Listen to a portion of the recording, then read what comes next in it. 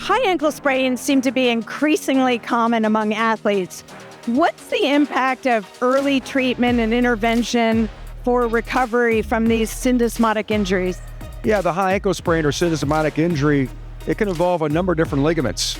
And if the ligaments are torn enough, you get an unstable situation. And it's difficult for the athlete to return to running, cutting, push-off activities with loose ligaments. So the idea is you want to go and fix them early, provide that stability, and allow them to get back to their activity at a quicker pace. What are the benefits specifically of the TightRope system when it comes to returning athletes to play? So historically, we used to use metal screws for syndesmotic fixation. The concern there was screw breakage, screw removal, too rigid of a fixation. So what the TightRope does, it allows you to put this device in that's got micromotion, it's got some flexible fixation to it, and you don't have to worry about breakage, you don't have to worry about removal later on. So it's been revolutionary when we think about the fixation for syndesmotic ligament injuries.